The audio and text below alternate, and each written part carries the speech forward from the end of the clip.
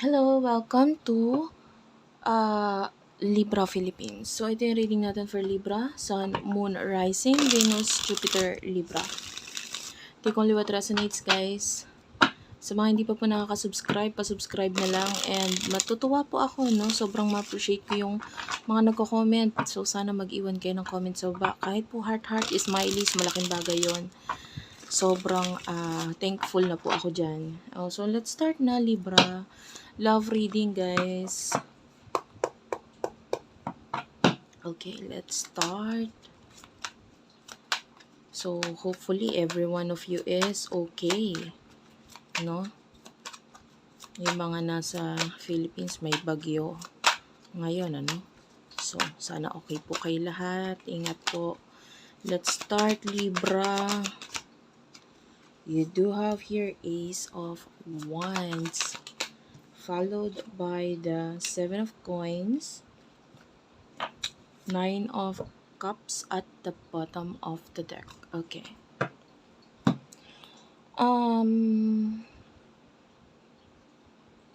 Ace of Wands, this is showing to me as like something na gusto mong simulan. Like you have an idea, no? Meron ka naisip, gusto mong simulan.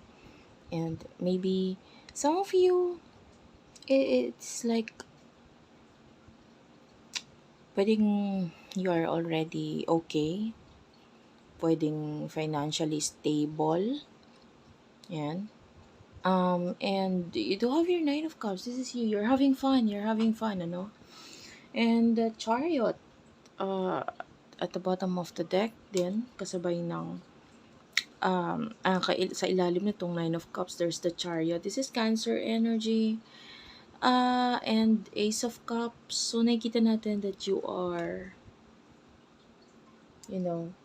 pwedeng pursuing something that you really do love. Okay, yung iba sa inyo pwede may mga bagay kang pinupursue ngayon na ito talaga yung gusto mo. Mahal mo to. And, or, maybe masaya ka sa ginagawa mo. And I don't know, some of you, it's a hobby, a business, career, yeah. Anyway, nakikita natin, pinupush mo kasi mahal mo, gusto mo, mahal mo at nakikita mo na masaya ka sa ginagawa mo. So, kahit anong sabihin ng iba, may sabihin man sila, may comment man sila, whatever, I don't care. Parang ganun. So, sino ba tong person na nakakonect mo, Libra, pagdating sa love? Usaping love, sino tong person na nakakonect mo? Ang gusto ko i-comment dito, parang, talaga ba? Parang ganun yung gusto mong i-comment dito. Alam mo kung bakit? Kasi, Eight of Coins, this is your person being busy. Kuno-kuno, busy, dami ginagawa, stress sa trabaho, daily activities niya, laging ganon, no? But, the Queen of Cups, this is showing us like passion, love, mula dito sa person na ito. Kunwari lang na parang busy, walang pakialam, pero deep inside, there's a lot of, bagay na nasa isip itong taong ito. And may kinalaman niya sa iyo. Yeah. Para siyang snail na nasa hard shell. Parang matigas yung shell niya, 'di ba? And yun yung pinapakita niya, yung matigas na part na yun. But definitely, this person is a snail. Malambot talaga siya. So it means pwedeng yung emotions niya sa'yo is ganun kabaliktaran ng ipinapakita niya. And might be, this person is very slow pagdating sa maybe pag-take ng actions dito. Kaya natatawa ako sa energy ng person mo. So ano yung connection ninyo? Ano meron dito sa connection nito? I'm really loving your vibe. Alam mo yon, kasi Venus, is, yeah, papasok na ng wala sa akin yung aking list eh. But, sa astrological chart natin, or sa ating astrological weather, si Venus papasok na ng Libra. At home si Venus sa Libra, ha? You know, Libra is ruled by Venus. So, talagang pag Libra maganda. Kasi Venus is a planet of love, of beauty. Diba? So, talagang pag Venus maganda. Pogi, ayan. You are someone who is really beautiful. And at home ito sa Libra. And you can make changes if you want. Ito yung time na yun. Make changes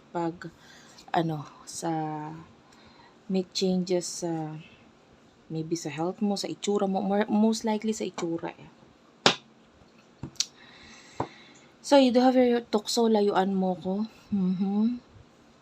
I want to clarify this. What's with tukso, layuan mo ko? Busy. So, you see, this person is really busy-busyhan ko, no? But, let's say na pwedeng, ginagawa niya lang yun kasi, natutukso siya eh. Sa mga ngiti mo, sa mga kilos mo, sa mga mata mo. Kunwari lang yung busy-busyhan, matigas, ganyan. Kunwari lang na trabaho. Pero itong taon to, tinatry niyang i-improve ang sarili niya, ang health niya. The way I see this is that itong person na ito is really attracted to you. Sa appearance mo, personality mo, like everything sa'yo is so good. Ang hirap i-deny, ang hirap hindi mapansin, ang hirap hindi makita. You are so perfect para sa kanya. And natutukso siya. You know here, this is cord cutting, but this is not what I see. Hindi itong mga picture na ito, but rather the string in between. So, it's like, maybe, there's a string attached sa inyong dalawa. Both of you can't deny it. Pero sa'yo, I'm saying like you're focusing on yourself. Ace of Wands, this is you, yourself. You're focusing on that. Pagod ka na, some of you, pagod ka na kakaintindi sa iba. Pagod ka na sila na lang lagi ang iniisip mo, iniintindi mo. Sila na lang lagi. Binigay mo na lahat. Diba? Other people, your friends, your family. Binigay mo na yung kamay mo, pati siko mo, paa mo, lahat binigay mo na. And now, this is now your time giving these things to yourself. So, yun na nakikita natin dyan. You're focusing on yourself. And, kaibigan. Some of you, this could be a friend. This could be a person in the past. Anyway.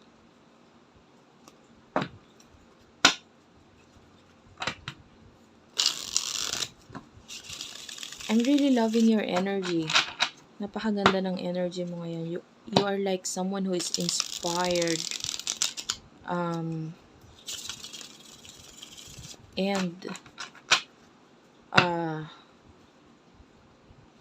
some of you don't care anymore about money. Or, kung hindi man ganun, pwedeng hindi ka na-stress sa pera kasi you know that money is there. Pag gugustuhin mong kumuha, you can have money. Some of you, ganun lang kadali ang pera sa'yo. Pero yung iba naman sa inyo, maybe may mga sources of income ka na kumikita para sa'yo. If hindi pa naman, chances are, soon, ito ay magdadala ng pera sa'yo. And you no longer need to worry about money. And hindi ko nakikita ang stress ka. Okay. So, you have to manifest that, Makinig ka ng mga frequency music, luck, for manifestation, etc. You know, Libras, yung mind natin may power yan. You have to attract positivity. You are Libra. Your ruling planet is Venus. Malakas ka maka-attract. You do have here malaking pagbabago. And I shall return. Wow. And you do have here past life connection. Okay. Perya. Tulay. Oyayi or Duyan. Bottom of the deck. Pinilit kong kalimutan ka.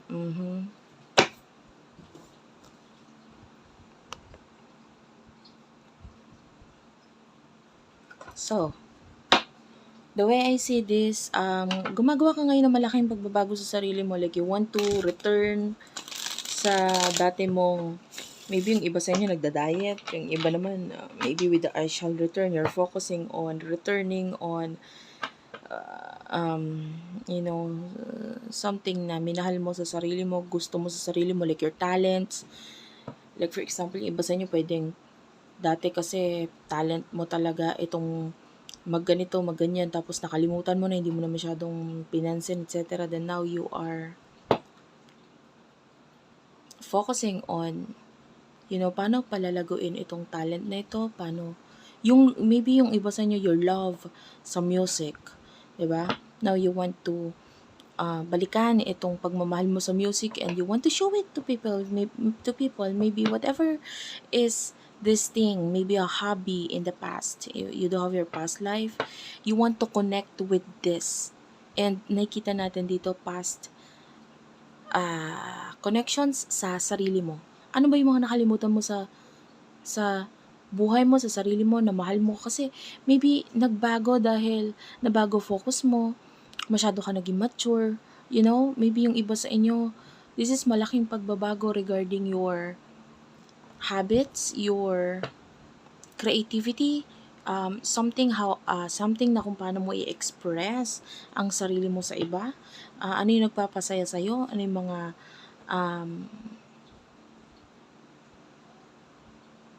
mga dapat mo i-priority for now. Yun nga, self-appearance, kung ano yun, maybe you do have a talent sa pag-makeup, pagpapaganda, kung ano man yun. I mean, ikaw lang nakakaalam yan. So anyway, yun yung focus mo.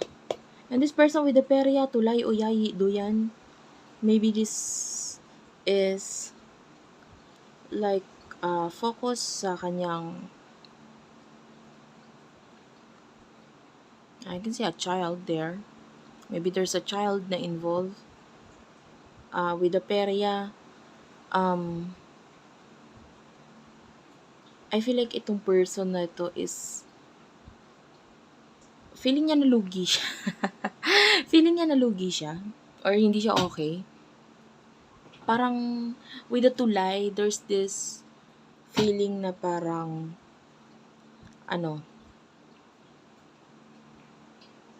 gustong bumalik. Parang ganun. Pwedeng nagkaroon siya ng mga pagkakamaling choices sa buhay niya. This could be a person in the past. Or kung hindi, kung may connection kayo ngayon, gusto ka niya makita, gusto ka niya bumalik, ay gusto niyang mag-travel to see you. Tulay is also showing to me as like pagta-travel. So, gusto ka niya makita. And or, yun nga, if this is a person in the past, gusto niya bumalik, nagsisisi siya. With the uyayi, duyan, and perya, it is showing to me as like naging childish kasi siya, naging immature. Ngayon, nagsisisi siya. You do have here the High Priestess. And you do have your let me explain. You do have your past is past. And career muna. So might be some of you with the let me explain. Nakamoy ako na parang sunog. This could be a reading. And I don't know kung naranasan mo nung magluto nung, or nagluluto ka ngayon na I can smell tapioca pearl, yung sa milk tea. This could be a reading. Anyway, let me explain. This is you na pwedeng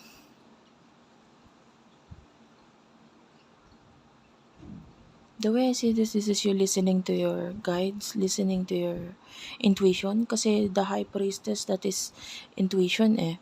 Kaya lang with the let me explain, this is like you listening to something. Maybe your guides. Maybe ako. I'm a guide. I'm here. Maybe you're listening to me sa mga advices ko, yung mga, and I'm very, very, very thankful kasi ginagamit mo yung mga guidance na ito, no? Yung iba hindi lang namamalayan na nagiging guide mo na rin. Diba yung iba, hindi, hobby ko lang talaga manood ng tarot readings. Pero hindi, ina-apply mo na sa buhay mo paunti-unti eh. Hindi mo lang namamalayan. And that is really good, no? Kasi nakakita tayo na nagiging mas better ka, no? Although sabihin na natin ito general reading, hindi naman talaga ito para sa akin eh. Pero ramdam mong para sa'yo. So, nakukuha mo yung message. And nakakatuwa yun as being your guide. Diba? Parang your angel guides, your spirit guides. Tapos ako, we are all helping you na maipunta ka sa tamang direction ng buhay mo. Ano? And thank you. Anyway, with the past is past. This person, ano pa rin siya eh, in denial. In denial about yung dreams niya about you. Pagka gusto niya sa'yo, in denial. This person is finding out more about you. And with the career muna, this is showing like both of you is focusing on your careers, focusing on your life. Pero yung person mo, pwede rin kasi kaya siya nagfo-focus ng career, nagfo-focus sa career kasi pwede nga feel niya na kailangan kong kumita, kailangan kong magkapera, kailangan kong makaipon, kailangan kong makapag-travel. I want to see this person so bad. Ganon. And you do have here, dinadaan ko lang sa tawa pero ang totoo nasasaktan ako. So, this is your person. Ang dami niyang tao sa paligid niya na feeling niya this person is not happy. Evil clown is here. So, behind that face, ang daming questions, ang dami kong tanong. Behind that face, behind that shell, no, dito naman evil clown. So this could be your person, kunwari masaya sa situation niya, but deep inside there's a lot of guilt, there's a lot of nahihiya lang talaga siya eh. Kailangan niya lang talagang harapin kung yung mga desisyon niya sa buhay. So what will happen in the future for the both of you?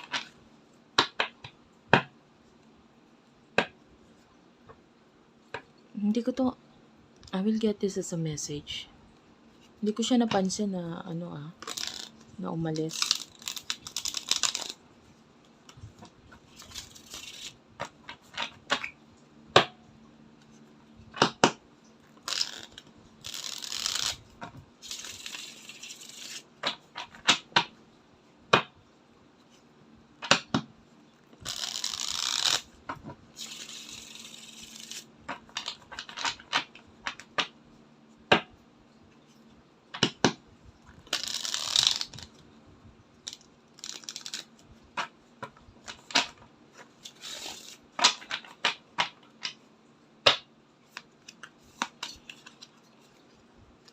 Isda.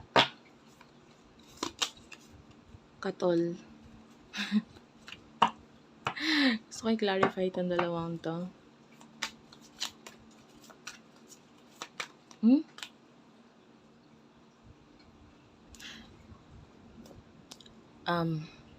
May narinig kasi akong word pero it's not Tagalog. Ay, hindi ko alam kung ano yun eh. Pero alam ko sa Muslim yun. Hindi ako, guys, hindi ako Muslim, pero alam ko yung word na yun na naririnig ko sa kanila. And this could be a word na binanggit or sinabi niya sa'yo?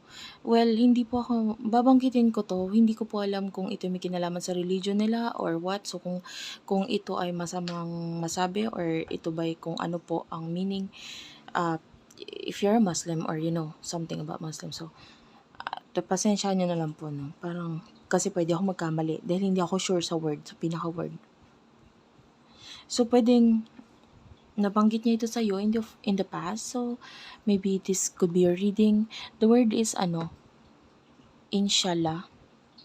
Inshallah, yeah. Hindi ko alam kung inshallah or any word na malapit doon. Ayun. So, kahit hindi siya Muslim ha, hindi ko sinabing Muslim yung person mo, but this could be your reading kung nabanggit niya sa'yo yon. Or may nakwento siya na something na ganun yung binanggit niya. Like, may word na napag-usapan kayo regarding the Muslim word. Okay. Pinilit kong kalimutan ka. Isda and katol. So, ika-clarify ko na tong isda and katol. This would like to come out. So, we do have your kalabaw and paulit-ulit. Okay. Ikaw lang ang nasa, I know, kukunin ko na rin pala yung sa person mo. Basahan. In the near future. Destiny. Maskara. And wala na akong magagawa. Akin ka lang.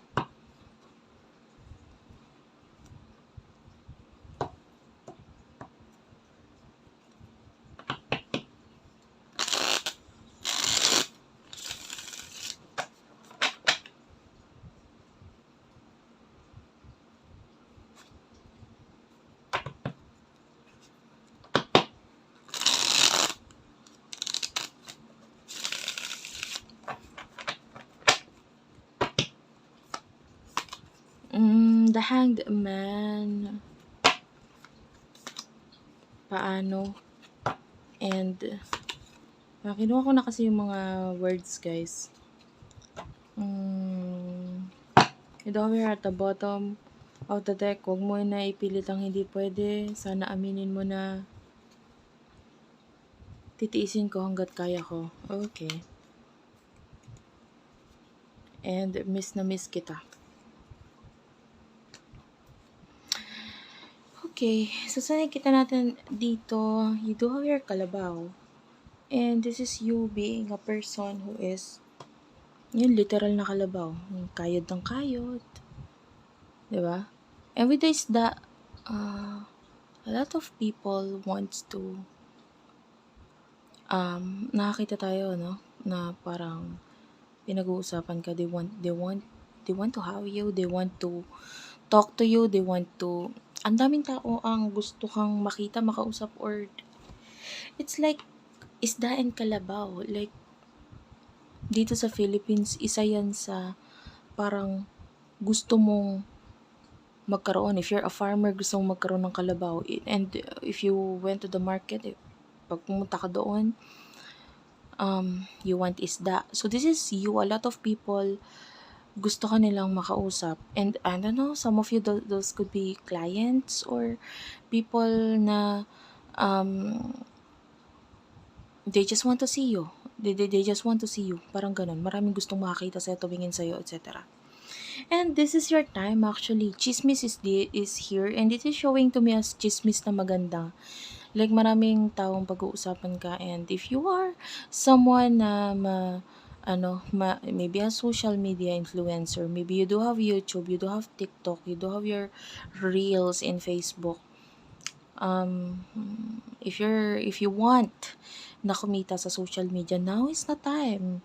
Now is the time. Especially Venus is going to Libra. And yung event na yon could help you ma-boost yung iyong confidence, and also at the same time, mas maganda ka talaga sa lahat, sa tao. And, yeah, pwedeng ito ang maging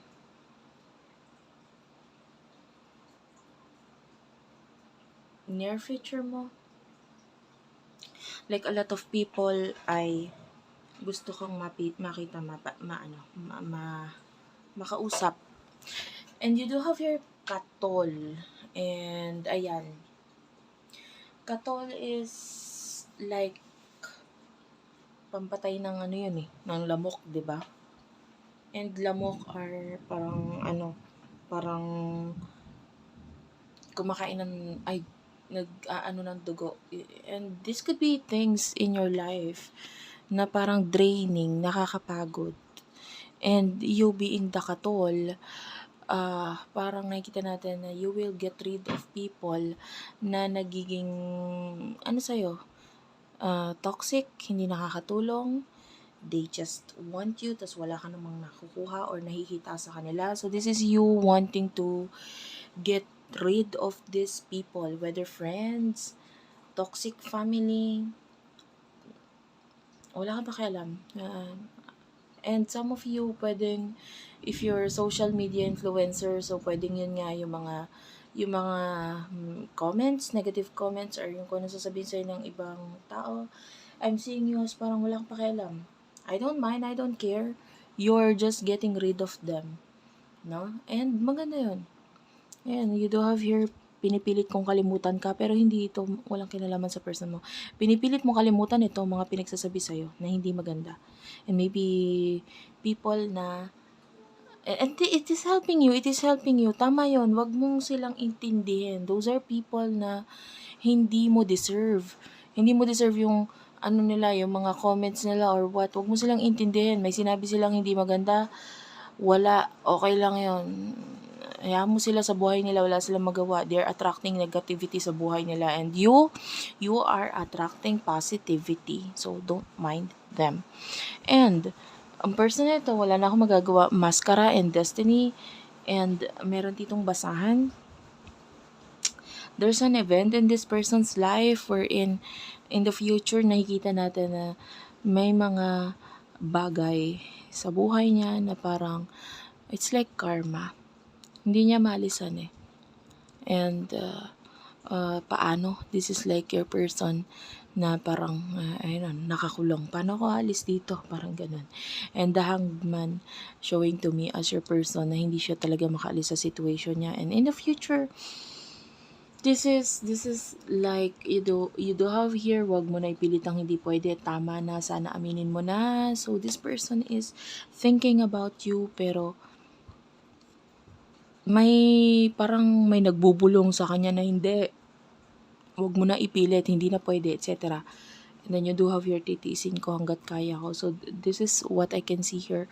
Pwedeng ito person na ito, miss na miss ka na niya. You do have your miss na kita. Pero hindi niya, as much as possible, hindi ka niya iti-text, hindi siya makikipag-communicate, connect, kahit gusto ka niya ng kausapin, makita. Kasi nakikita natin na pwedeng, wala siyang lakas ng loob, pwedeng ganun. And, yeah. At saka yung person mo, siya yung nahihiya ngayon. And at the bottom of the deck, you do have your akin ka lang, which is you do have your lobo. So, the way I see this is that you're letting go of something na parang wala na eh, alangan naman.